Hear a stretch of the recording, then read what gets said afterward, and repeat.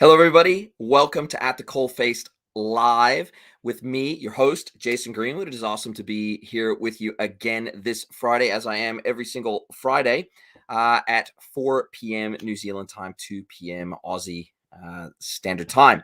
So brilliant to be here with you today. And as per usual, I will cover off some of the top e-commerce and digital news of the week.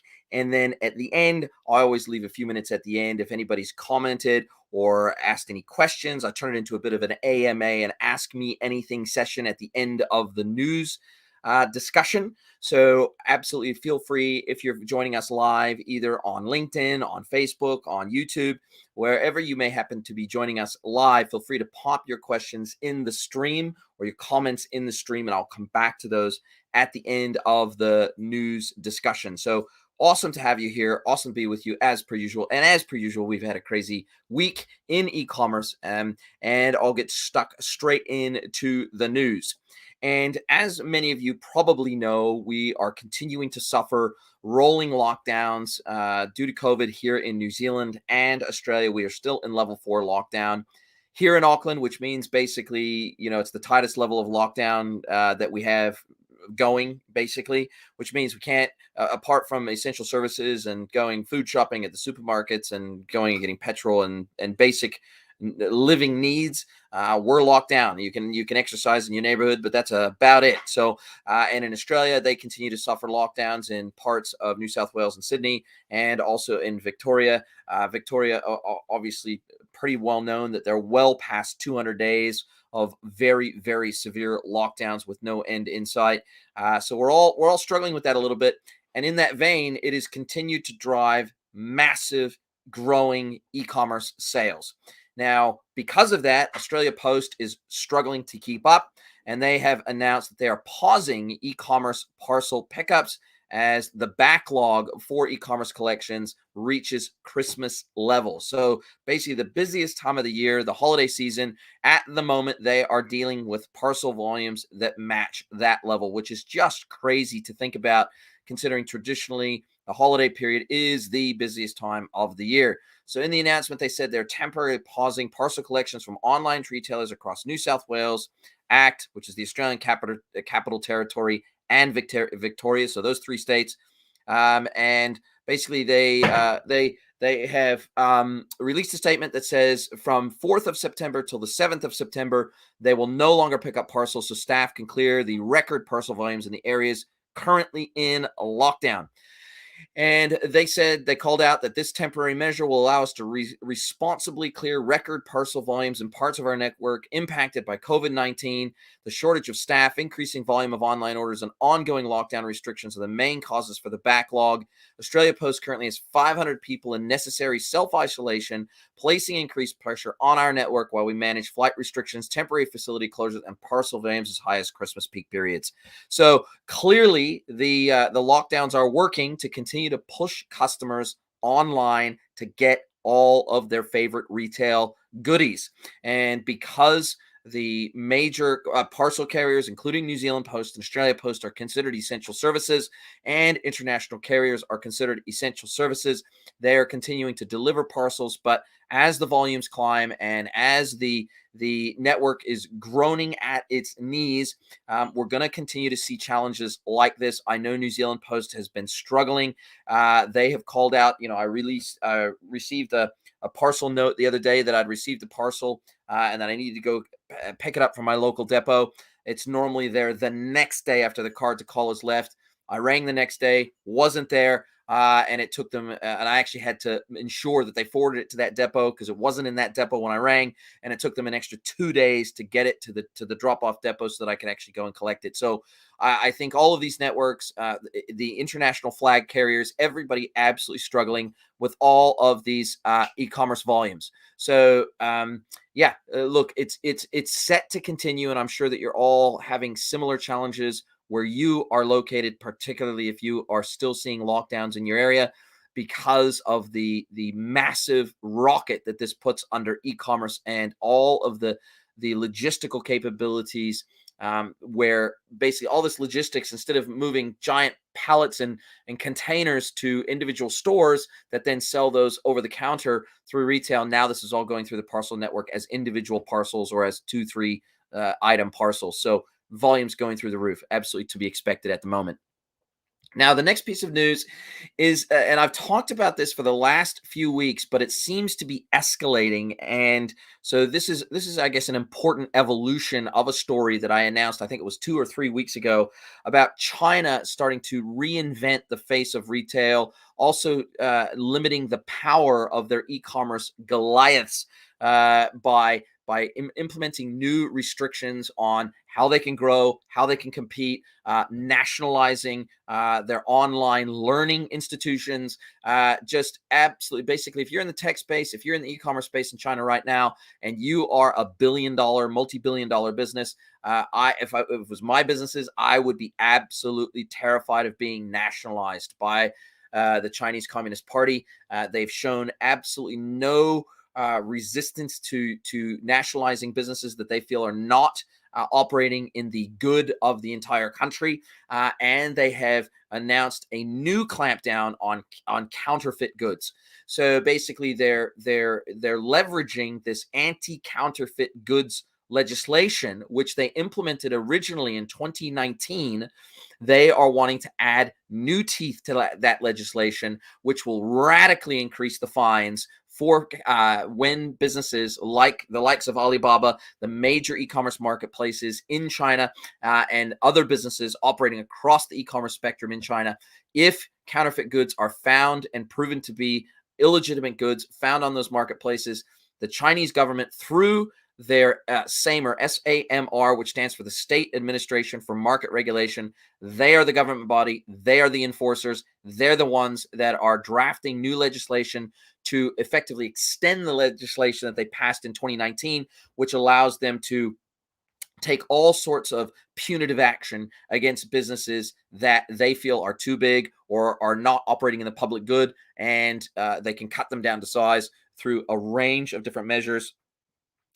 One of those being this anti-counterfeit goods clause, which allows them, I think at the moment, for each infraction up to about 300,000 USD value is the fines, and they want to radically increase those to where they can leverage almost unlimited fines if counterfeit goods are found across those platforms.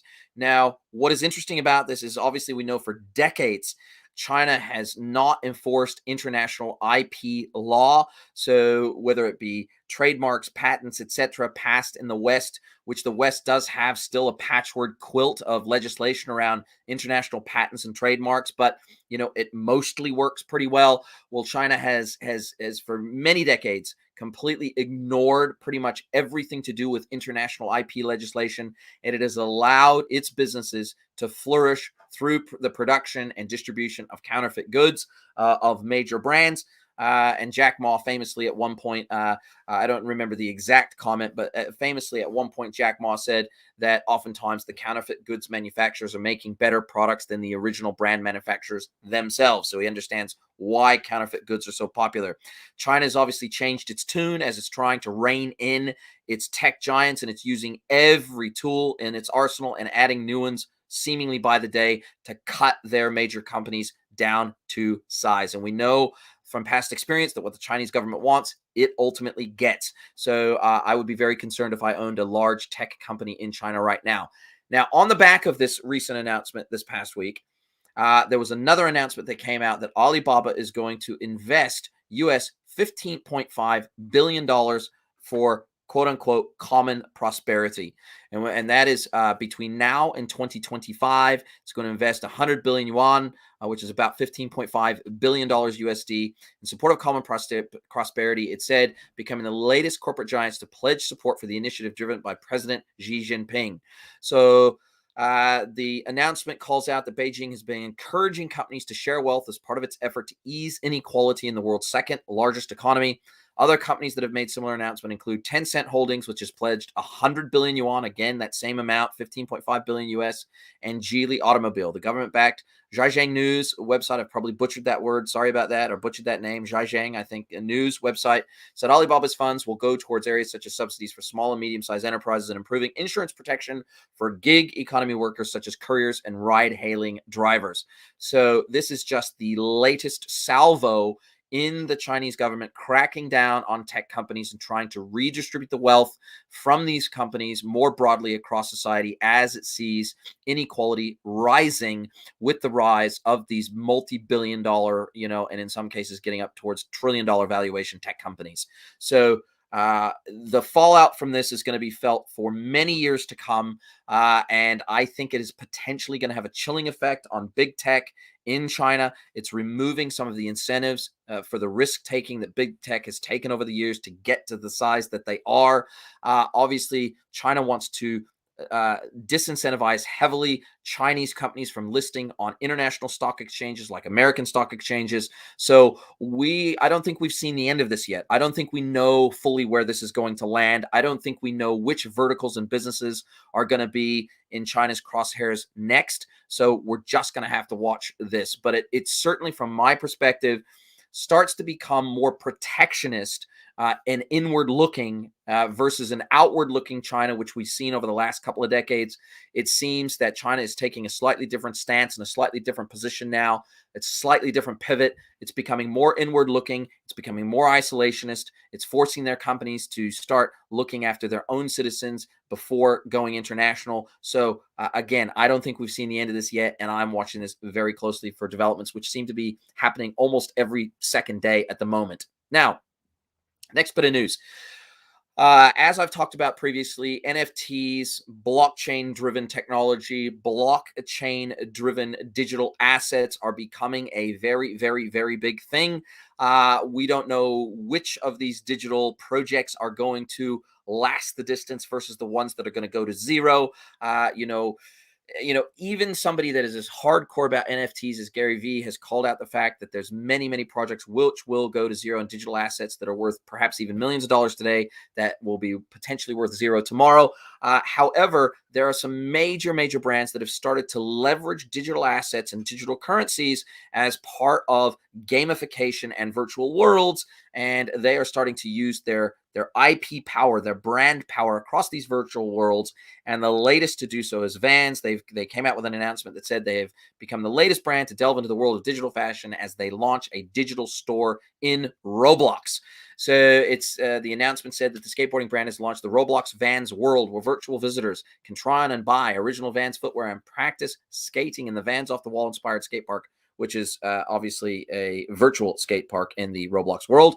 Vans Digital Store will enable players players and customers, players to customize their skateboards and shoes, offering 4 customizable models, which can be worn across the Roblox ecosystem, which it is a framework. It's a gamification framework and a loyalty framework and everything else built on blockchain. It's going to be interesting to see how this one plays out. Roblox is an increasingly popular virtual network or game creation system, which allows users to both create their own games and explore other people's creations. Crucially, it also enables transaction in its own digital currency called Robux, enabling users to buy items and skins for their avatars for real money. Now, the interesting thing about this is not so much this specific announcement, but this announcement alludes to virtual worlds where existing, very well-known physical brands are going to leverage these brands into the virtual world, be able to sell digital equivalents of their goods in these virtual worlds for real physical cash in the physical world. And whether that is, Robux, which can be converted into and out of local fiat currency and, national currencies around the world, or whether it gets traded ultimately for other digital currencies. Remains to be seen kind of how this all plays out. But what is increasingly becoming very, very obvious is that the world's largest brands are trying to figure out how they exist and how they leverage their brand power. Vans is a very, very big name brand. Sitting underneath, I think it's VF Corp owns them now. And, they have a huge legacy brand. growing very fast still to this day. I remember Vans obviously from when I was a kid, and I still have a few pairs now. And they're doing very, very well with the younger generation. And so they, as well as other brands, like if we look at brands like Lego, if we look at brands like Nike, if we look at some of these other brands that are trying to figure out where they fit into the future virtual reality worlds of tomorrow, this is one of the ways they're going to be doing it, which is to create virtual digital products that then can be bought, sold, and traded within these virtual worlds. So, you may not be interested in it today. I may not personally be interested in it today, but I find this extremely fascinating as brands try to reorientate themselves for a digital future. Now, next piece of news, and this one actually comes from internet retailing, and that is that the platform Browse, Brauz, brings interactable shopping carts to Zoom. Now, Browse, for those of you that don't know, is a virtual try-on or virtual booking system, a digital booking system, mainly for fashion retailers, where customers can use the Browse widget, which is usually located on a e-commerce website of a fashion brand, and they can book a try-on slot, which effectively reserves that item for them from the store stock. It's almost like click and collect, but it's actually click and try on, or click and try, or click and test is really what the Browse platform has historically been, but they're obviously branching out more into commerce enablement, not just try on booking and reservation management. Now they're wanting to take that one step further and being able to facilitate the transaction in a deeper way. The announcement says that 2 months after initially launching a virtual shopping appointment feature through Zoom, omnichannel experience platform Browse takes its integration with the communications platform a step further by integrating a website shopping cart with the appointment. So obviously connecting with Zoom's API features and pushing in links directly into the chat window is what it sounds like it's doing here. Customers can preload their online shopping cart with items they wish to see and discuss. Store staff will be able to remove and add items in the customer's cart during the appointment, allowing for an easier buying experience. It also says that retailers such as MJ, BLQ, Nike are already using the new tech, which sends customers an SMS containing a secure link to purchase the items in the cart at the end of the appointment. And Lee Hardam, the founder and chief, the CEO of Browse. I know Lee, awesome guy, super smart tech. Have been watching these guys for a number of years now. They're doing some really cool stuff. Local Aussie tech brand, Aussie tech platform. So doing some very cool stuff. He calls out, he says, as retailers, brands, and tech companies invest in live stream shopping, sales in this sector are expected to double to approximately $120 billion worldwide in 2021. We know ourselves that when customers are given a choice of in-store or video appointments, 45% are choosing video. And this was even before the lockdowns began. So obviously, Browse has a huge amount of data across their network of retailers that are doing this type of thing. And it's similar. What they do is a little bit similar to the Hero platform, but not exactly, because the Hero platform is really designed for more like a virtual sales assistant, whereas this is more, I guess they do somewhat similar things, but Browse doesn't have its own video technology. It integrates with other video technology platforms like Zoom. So different approaches to a similar type of challenge that retailers face. So I will continue to watch Browse and what Lee is doing with Browse with interest moving forward, because I love their tech. I love what they do. I love how they're enabling the retail ecosystem, particularly with people having to go increasingly virtual. And I can see applications for the Browse technology, not just across traditional retail and fashion, for example, but even in the B2B space, aiding sales reps in closing deals with their customers. So super exciting space, and let's keep an eye on that because I love what Lee's doing there. Now, next piece of news is that Business Insider released a report, or released an announcement, basically that pointed to the fact that Etsy sellers, which is if you're not familiar with Etsy, I'd be surprised if you'd never heard of Etsy. But anyways, if you haven't heard of Etsy, it's effectively a marketplace for artisans and small craft creators to be able to sell their products on the marketplace. It's a marketplace model similar to Amazon, and that's basically what they are. They're a small craft artisan marketplace similar to Amazon. And the report said that sellers are leaving the app for e-commerce platform Shopify, despite Etsy recently becoming the second biggest e-commerce platform after Amazon. So it says, it called out the fact that sellers are saying that the selling fees on Etsy, the competitive search results, and Shopify's new badge program were factors in the decision.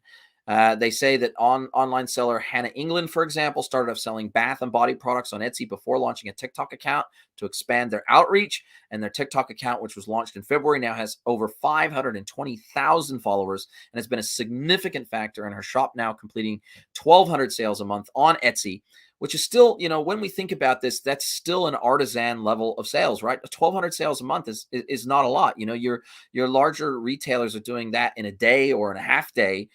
So we're still talking about those smaller creators, but in aggregate, when you group a whole bunch of small creators together, that's a lot of sales across a platform like Etsy. And without all these individual crafts people selling on Etsy, there would be no Etsy. So, and it calls out, she, like many other sellers in a similar situation, has decided to move her operations to e-commerce platform Shopify. And one of the reasons for that is because of the recent integration, recently announced integration, which I've talked about before, where Shopify has integrated more tightly with TikTok for an online shopping experience where you can have a shopping tab on your TikTok profile. It's still in the early pilot stages. It's only available, I think, to certain select merchants, Shopify merchants in United States, Canada, and the UK, but is expected to roll out more widely soon. And it says the new social commerce feature, this new social commerce feature with Shopify and TikTok is in the trial phase. However, it's expected, as I said, to be rolled out more soon. And they called out the fact that by bringing shoppers to TikTok, Shopify merchants will be able to fully tap into the reach and scale one of the fastest growing entertainment platforms in the world, which is hundreds of millions of users and is fast becoming a source of shopping inspiration. A Shopify spokesperson told Business Insider. So, what basically, if we were to boil this down, what it sounds like to me is that Etsy has been, I guess, gouging sellers in terms of, I guess, listing and success fees on its platform. And because a lot of these artisan and crafts people sellers are ultra creative and they've been able to find huge creative success for their brands on platforms like TikTok. And now, because they can more easily sell directly to customers on TikTok via that Shopify to TikTok integration, which is still a redirect integration. It is not in-app purchasing, but it does redirect the potential purchaser directly from the TikTok feed to the Shopify site to complete the transaction that is integrated, where the products are integrated and linked from TikTok to Shopify. Because this is becoming easier and because TikTok has grown so extensively in importance as a creator-led platform, obviously we now have more competing channels with Etsy, whereas Etsy kind of owned that creative corner of the internet for merchants that wanted to sell on a marketplace. Now there's more competitors. TikTok is one of those competitor channels, and Etsy's going to have to be careful. From the sounds of this, they don't give exact numbers of how many have kind of left Etsy to take advantage of these other platforms like Shopify and TikTok as sales channels and marketing channels.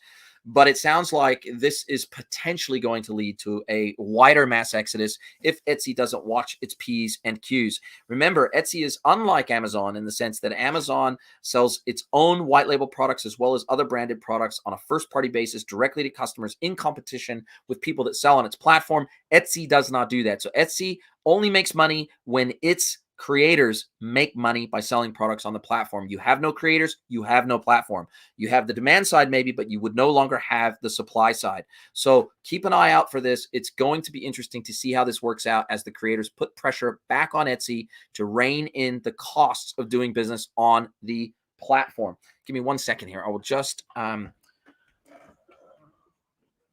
in the charger on my laptop here.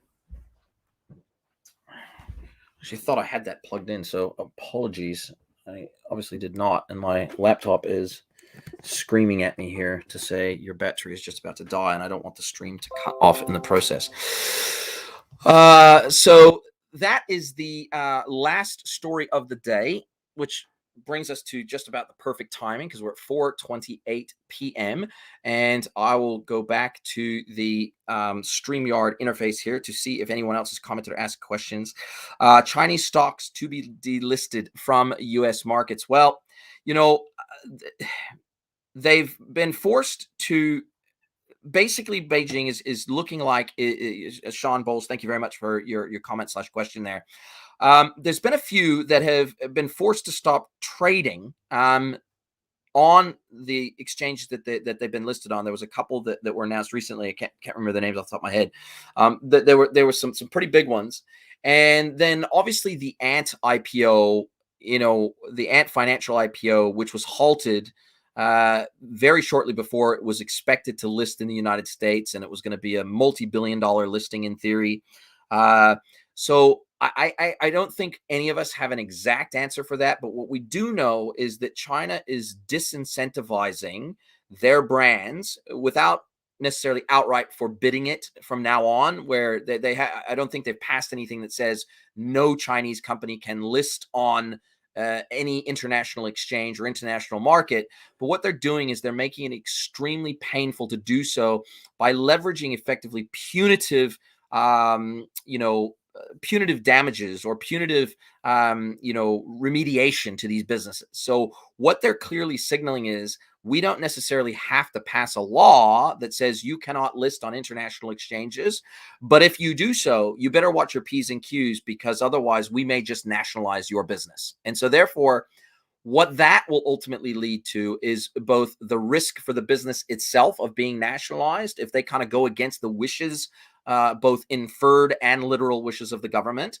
But secondarily, that is going to put a shot over the bow of potential international investors, and it's going to create a chilling effect on international markets investing in Chinese companies if they know the risk is that if they do something wrong, arbitrarily wrong, or the Chinese government just decides to change its laws, that company could be nationalized. And so therefore their investment could go to zero.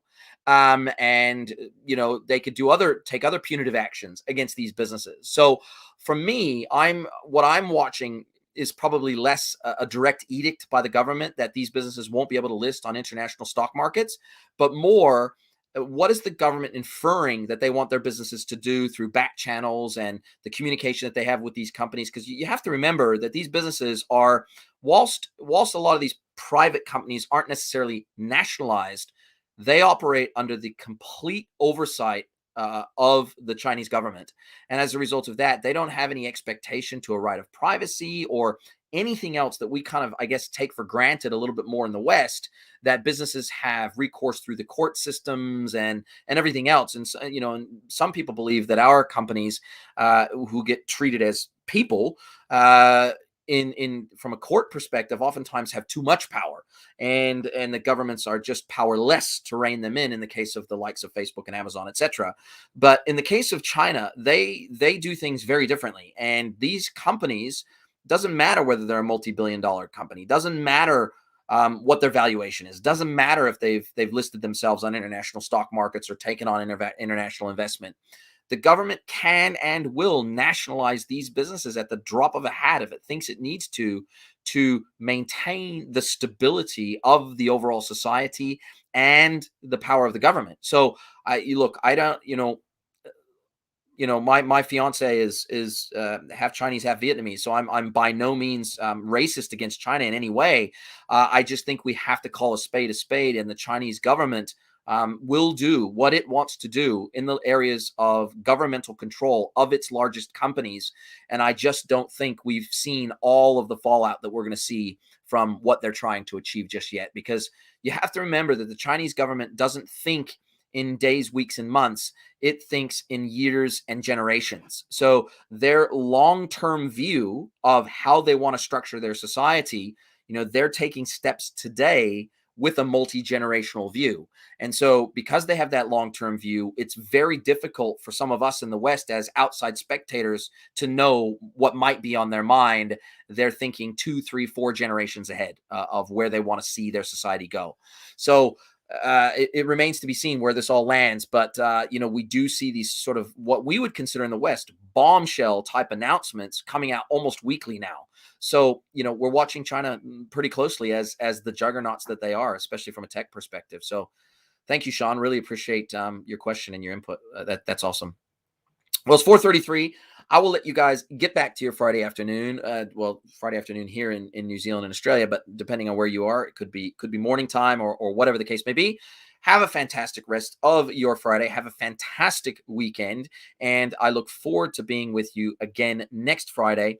And also go ahead and check out, if you're not already, go and check out the podcast, because I tell you, I have had some absolute cracker episodes and cracker interviews for the last couple of episodes.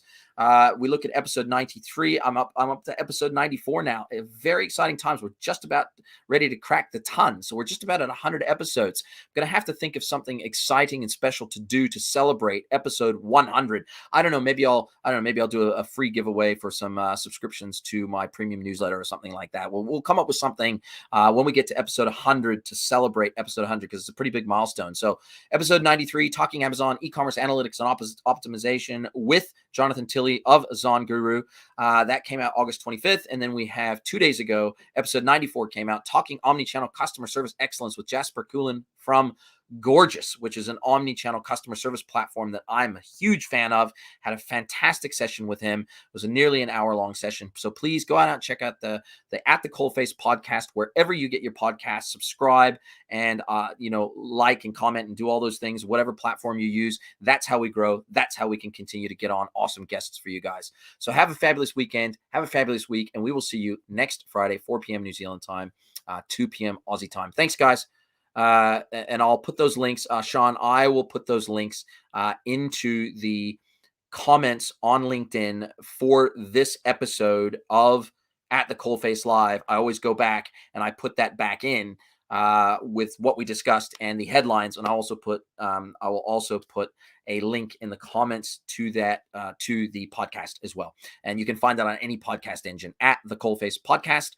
It's on Spotify, it's on Apple Podcasts, Google Podcasts, and about 50 others.